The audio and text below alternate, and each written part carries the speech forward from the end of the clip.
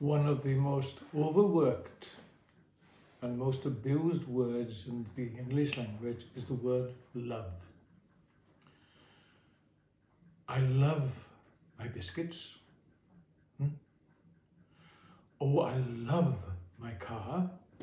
Well, really. And if you think about it, perhaps you're one of the ones who use the word love because you can't think of another term at the time. Instead of saying, oh, I like it, where you have some more room for maneuver, you say, I love it. Now, once you say you love it, you said something quite deep in meaning. Now, Jesus didn't tell us to do too many things. That is, he didn't give us direct directives. It wasn't like a military person saying, go, do, a command. But he did give one commandment, which is still relevant. I'll read it out to you. This is my commandment, that you love one another as I have loved you. Okay, well, what's this? What is this love that he's on about? In order to have an idea of what it's about, we can turn to Paul's letter, his first letter to that troublesome church in Corinth.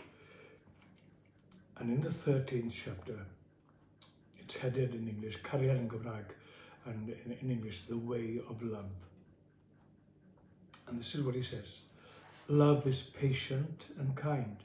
Love does not envy or boast. It is not arrogant or rude. It does not insist on its own way. It is not irritable or resentful. It does not rejoice at wrongdoing, but rejoices in the truth. Love bears all things, believes all things, hopes all things, endures all things. Love never ends. Is that what you mean when you say, oh, I did love that tart I had for my dinner? Or I do love my new car? Is that what you're on about? To have an idea then of how this love works out in practice, we go back to John's Gospel. And, to Luke's Gospel. And there we find an example of what this particular love is all about. You know what I'm going to say, don't you?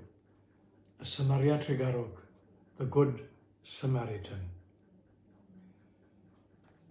It was a time when Jesus was being tested by various people, and there was this young lawyer who wanted to needle him and sort of show how clever he was. He just had his degree and was a clever boy. And he asks Jesus,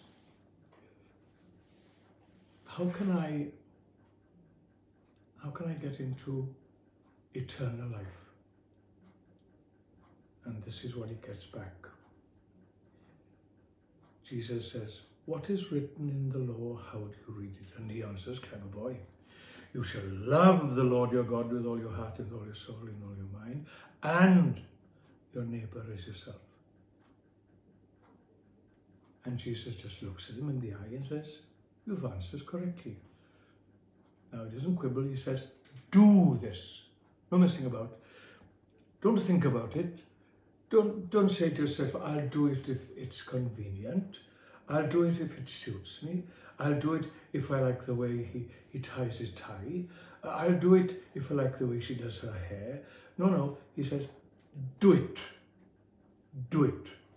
I spent a little time in the army, and when the staff sergeant said, do it, everybody did it. You didn't say, I don't feel like it, Sergeant. No, I should have had more gravy on my dinner. No, do it. And you don't say, well, no, I'm not up to it now, Sergeant. I'll do it later. No. It is do it. Now, this is what Jesus is saying. Do it. It's very difficult for us to come out of the quibble that we have now in language. It's more in English than it's in Welsh. Mae'n anodd i wedi rwy'n caru hwnna. No, it's too much of a mouthful. It slips out so easily in English. Oh, I do love that. And I hear it with these people on television, these people on various programs. They say, oh, I do love that, or I do. And I think to myself, do you really know the meaning of the word love? And then you push it, and you follow it, and you then come to the climax of it. When Jesus said that I will do it to his Father. He didn't want to. There are some people that annoy me. They say that Jesus looked forward to the cross. You're joking. Come on, get your head out of the bag. Of course he didn't. He knew exactly what it was about. But he accepts the will, I do it. He did it because of his love for two. One for his Father and one for, incredibly, for me and incredibly for you. He did it because he loved us. In certain areas of the world, in some societies, you have people who get married without the usual Western idea of courting and getting to know and here and that and so on and so on. They have arranged marriages. I'm not pushing arranged marriages. I'm merely using this as a sort of an illustration. The parents arrange the husband or the wife. They haven't met until they see each other on wedding day. Now, I read about one particular couple, the fiancé. He was told that he's going to marry this lady over here, whatever she lived, I don't know. And he decided that he'd send her a letter and tell her a little bit about himself so that she would be too shocked. She had the letter. She knew from whom it was, and she didn't open it, but she returned it unopened, and she said to him, I didn't choose my mother and my father. Nobody does. But you are born to strangers and you learn to love them. And that is how we are going to do it. Now, as I said, I'm not pushing arranged marriage, but it is a fact that the number of divorces in such society is far lower than the number of divorces in our society, which you have the courting and the this and the that and I love her and so forth. Love is a strange thing. It is something that we have to do. It's an act of will. You can refuse to love. You can tell yourself, I will not be kind. I will not give. I will not help. That's not Christian love. Love yourself and your neighbor as yourself. It could be anybody, whatever color, whatever size, whatever religion, whatever background, but love your neighbor as yourself. That's what Christian love is all about.